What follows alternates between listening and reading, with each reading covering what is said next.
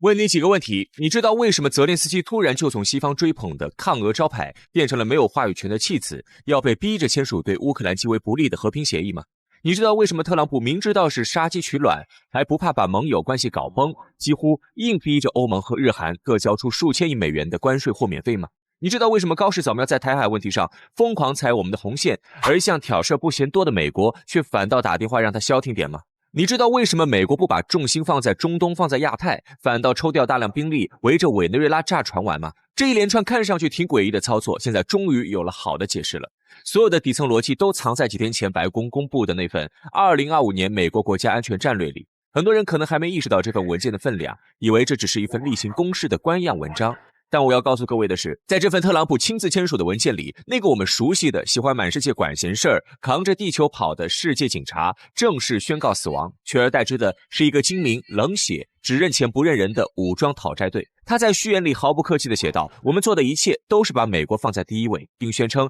这份战略是让美国继续成为人类历史上最伟大、最成功国家的线路图。今天我们就来扒开这份美国优先 2.0 总纲的外衣，看看在这位地产商总统眼里，救赎美国的道路究竟是什么。先把视线拉回到美国国内，我们之前有说过，美国这个国家本质上是一家超级大公司。以前这家公司效益好，愿意拿出一部分利润来维持全球秩序，也就是所谓的提供公共品，比如维护航道安全，搞价值观输出，帮欧洲小弟撑撑场面。但现在这家公司的财务报表不好看了，中产阶级空心化，铁锈带的工人们还在嗷嗷待哺，国内通胀和债务压力山大。特朗普是个商人，商人最讲究什么？投入产出比。他在第一任期就觉得美国亏了，现在第二任期他要把这个账彻底算明白。这份新战略里有一个核心概念叫灵活现实主义，什么意思呢？就是以前那些虚头巴脑的民主输出、改造世界，统统都不重要了。美国以后只看一样东西，实实在在的利益。文件里那句被媒体疯狂引用的话，美国像阿特拉斯一样扛着整个世界秩序的日子结束了，就是最直白的宣言。这对世界意味着什么？意味着美国要从秩序提供者退化成一个大号的正常国家。以前天塌下来有美国顶着，以后天塌下来谁家房顶谁负责。对于盟友来说，这简直就是晴天霹雳。美国以前是带头大哥，小弟们只要听话，大哥就赏口饭吃，顺便罩着你。现在大哥说了，地主家也没余粮了，以后你们得自己买单。这其实就是美国优先 2.0 版本。在特朗普看来，以前那套精英们推崇的全球化叙事是拿美国工人的血汗去供养全世界，这买卖亏本。所以这次战略明确提出，外交的目标不是为了世界和平，而是为了保护美国安全、繁荣、主权。这不仅仅是孤立主义的回潮，更是一种经济理性的回归。美国要把更多资源收回本土和西半球。大家注意西半球这个词，这其实就是门罗主义的卷土重来。美国看了一圈世界，发现还是美洲这1亩3分地最实在。以后美国的核心精力会放在自家后院，把北美和南美打造成一个铁桶般的供应链基地和势力范围。至于中东那个火药桶，除了石油美元那点事儿，美国是真不想再陷进去了。文件里说，中东不再是美国外交的常驻火山口，意思就是你们爱打就打，别溅我一身血。既然美国要收缩，那必然有人要被抛弃，这个倒霉蛋是谁呢？不用猜，就是欧洲。在这份国家安全战略里，关于欧洲的描述简直可以用刻薄来形容。文件预言，欧洲20年内可能面目全非，还提到了低生育率、移民危机、国家身份消解这些敏感词，甚至暗示美国要支持爱国的欧洲政党。这是什么意思啊？这就是在公开打脸现在的欧洲白左精英，准备扶持右翼势力去搞乱欧洲，或者说去改造欧洲。欧洲看到这份文件，估计心都凉了半截。法国《世界报》直接哀嚎，说这是跨大西洋关系的历史性决裂。能不决裂吗？美国现在都把欧洲当成负资产了。在华盛顿看来，现在的欧洲就是个文明堕落加治理失败的问题养老院，既不能打仗，经济又拉胯，还整天圣母心泛滥。美国不想再给欧洲做安全兜底了，以后美国对欧洲的角色从保姆变成了条件化投资者。你想让我帮忙，行，拿钱来，拿资源来，拿市场来。最让欧洲人绝望的是美国对俄罗斯态度的180度大转弯。在拜登时期，俄罗斯被塑造成欧洲安全的头号威胁，是必须要打倒的敌人。但在这份战略报告里，俄罗斯不再是美国的首要威胁，而是变成了可以做交易的伙伴。这其实是非常高明的地缘政治手段，也是典型的基辛格路数，拉一个打一个。既然将中国定义为主要竞争对手，那为什么还要把俄罗斯往对方怀里推呢？特朗普的算盘打得很精，通过缓和美俄关系，把俄罗斯从东方拉回来，至少让它保持中立。文件里明确提到要结束北约永远扩张的现实，这等于直接给乌克兰加入北约判了死刑。同时，美国还把通过谈判尽快结束俄乌战争列为首要利益，这对泽连斯基来说是个毁灭性的打击，但对俄罗斯来说这是天大的利好。因此，克里姆林宫第一时间就表示赞同，说这份战略很多方面与我们看法相符。这在冷战后是极其罕见的场面。美国为了从欧洲抽身，为了集中精力对付东方，他毫不犹豫地把乌克兰卖了，顺便把欧洲的安全感也卖了。未来的欧洲将不得不面对一个更加残酷的现实，没有美国的保护伞，他们必须独自面对东边的北极熊，而这恰恰是美国想要看到的，一个虚弱的、分裂的、不得不依赖美国经济输血的欧洲。最后，我们来聊聊大家最关心的，这对中国意味着什么？在这份文件里，对华战略的排序非常有意思，他把经济安全排在了台海问题之前。这说明什么？说明特朗普政府非常清楚，中美博弈的本质不是打仗，而是赚钱，是产业链的争夺。文件里对华政策的表述也出现了一个新的提法，希望在保持对中国的军事优势、压制中国产能、重塑产业链的同时，维持一套互利的经济关系。大家别被互利这两个字忽悠了，这里的互利不是以前那种你生产我消费的模式，而是美国要重新平衡贸易，要逼着产业链回流或者转移到墨西哥这些地方去。美国现在很现实，他们知道在意识形态上搞不动我们，也不想搞了，那是费力不讨好的事，所以他们不再强调制度性对手，而是强调强大的主权国家。意思就是我不管你家里怎么过日子，但你在外面做生意得按我的规矩来，不能让我吃亏。但是这并不代表美国会放松军事围堵，恰恰相反，在西太平洋，美国的刀子磨得更亮了。美国很清楚，全面战争大家都得完蛋，但通过在台海、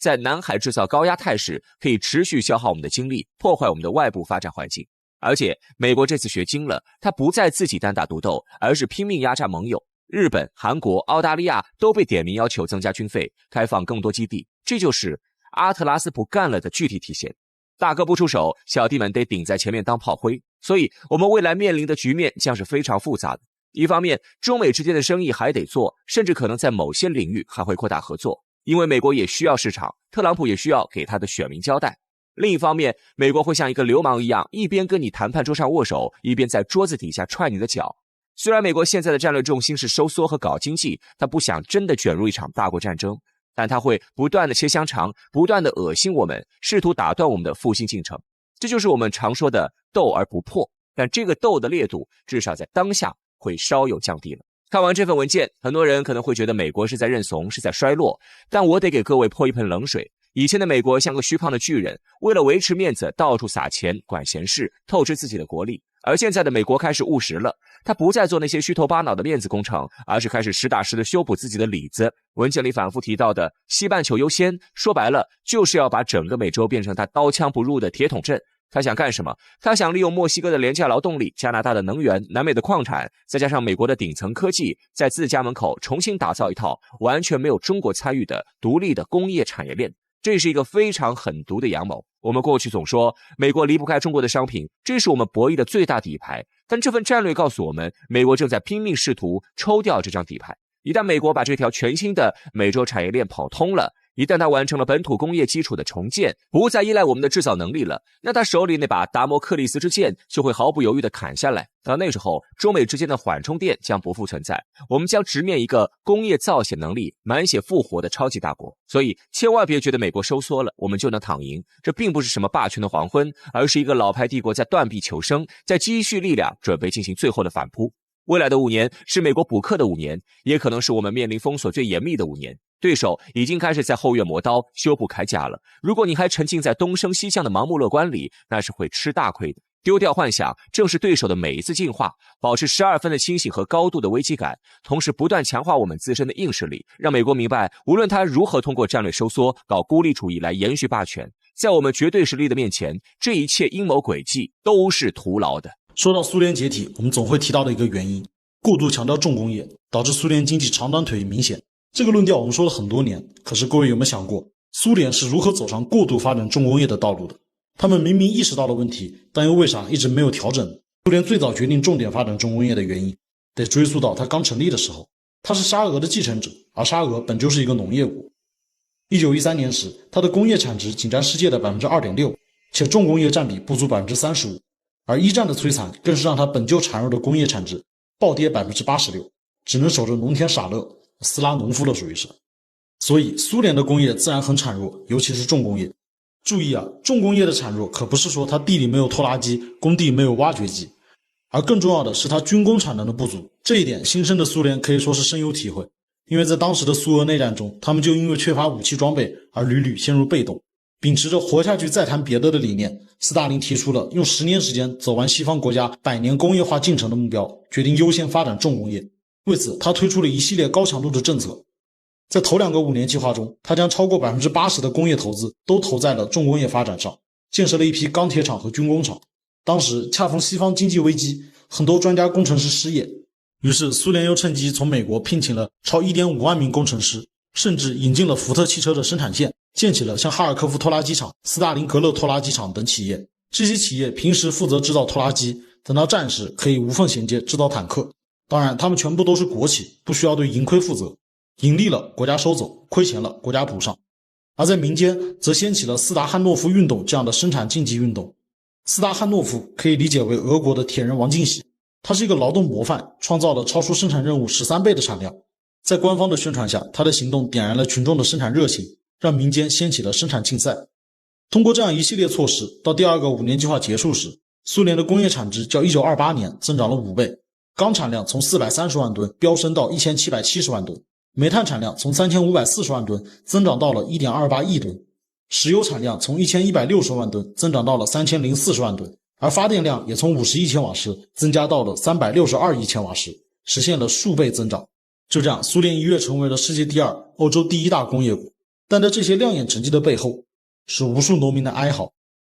创过业的朋友应该都知道，创业必须要有第一桶金，对国家来说呢也是如此。可重工业是非常烧钱的，尤其是军工，它对民生经济的提升是非常有限的。军工就像保险，更多的是兜底而不能创收，而这就意味着发展军工几乎是纯投入，你得从别的地方补充资金进去。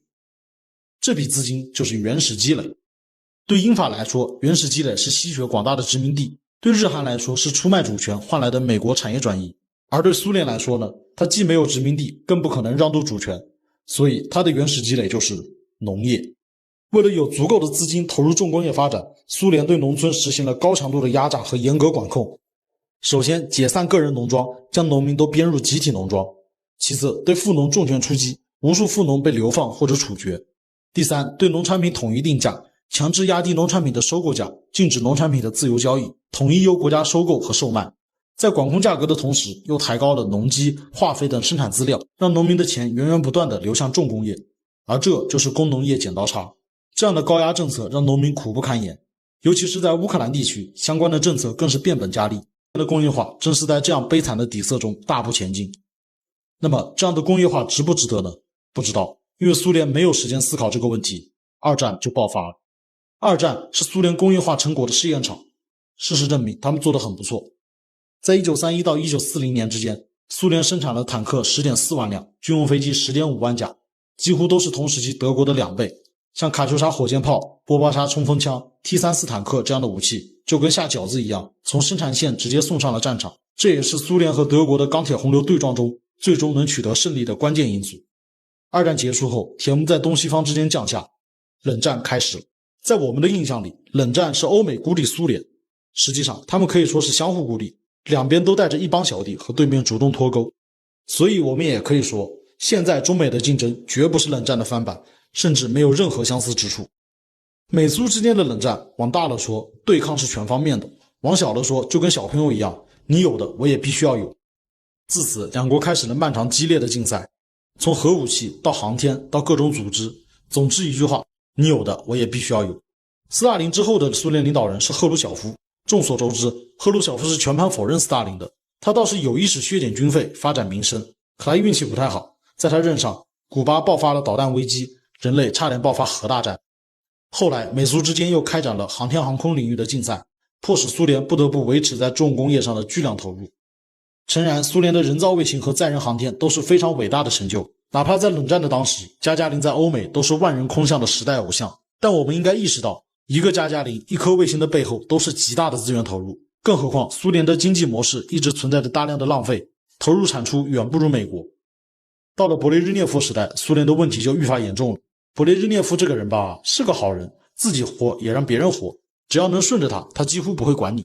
只是这样的领导下面注定会有一大群尸位素餐的官僚，在军工领域自然也是如此。所以苏联继续保持着高昂的军重工业投资。勋宗时代是美苏争霸的白热阶段，美国通过越南战争持续加速军事扩张，而苏联则趁着石油价格大涨，口袋里有钱，就提出要和美国对等军事威慑，军费长期保持在 15% 到 20% 的水平，远超美国的 5% 到 7%。 经历了安德罗波夫和切尔年科这两位短命的领导人后，苏联终于迎来了最后一位领导人戈尔巴乔夫。此时的苏联已经是积重难返，想要调整难如登天，更何况戈尔巴乔夫这个人很难评。关于他的骚操作，我在这就不多赘述了，感兴趣的朋友可以看一下我之前讲解苏联解体的那些视频。总之到最后，苏联带着或许是世界上最大的军火库，带着飞机、坦克、导弹，带着1000万吨的钢铁，就这么解体了。它能造出5000万吨当量的沙皇炸弹，却造不出一款好用的洗衣机；能生产成千上万吨的钢铁，却做不出好吃充足的面包。这样的极致失衡，很难不让人无奈。我们总觉得美苏两国的争霸是分庭抗礼、正面对决，但分析美苏的差距就不难看出，美国几乎没有输的可能性。首先，美国自身的实力就比苏联强，工业化更全面，科技更领先，且在二战中本土没有被攻击，而苏联长期依赖资源出口，石油涨日子就好过，石油跌日子就难过。在产业结构中，重工业又占绝对的主导地位，轻工业和农业一直被视作辅助性质的产业，如此单一的经济结构又如何能与美国抗衡呢？而更重要的是，苏联的思想是错误的。一直以来，苏联都认为军事重工业的强大就等于国家强大，等于制度更优越。在这样的思路下，苏联的重工业确实得到了瞩目的发展，但是也有越来越多人依附于这套系统，靠它吃，靠它穿。一旦削减重工业投入，这些人的利益就会被伤害，所以他们自然希望苏联持续发展重工业，而这群人就是传说中的军工复合体。他们在重工业上攫取了很多的利润，成为了既得利益集团，而他们的意志又反过来影响着苏联的决策，苏联自然继续在这条路上狂奔。军重工业要不要发展呢？肯定是要的，并且相对的多倾斜一些资源也是没毛病的。可是苏联的重工业长期得到了太多的资源，它就像苏联肚子里的肿瘤，如果是良性的，那问题不大，可它已经汲取了过多的营养，就会变成癌细胞，最后夺走苏联的生命。我想，军重工业和轻工业农业都是一个国家强大富足的重要组成部分，要真正做到两手都要抓，两手都要硬，不忘被侵略之痛，也不被既得利益者所裹挟，这样的国家才是真正健康强大的国家。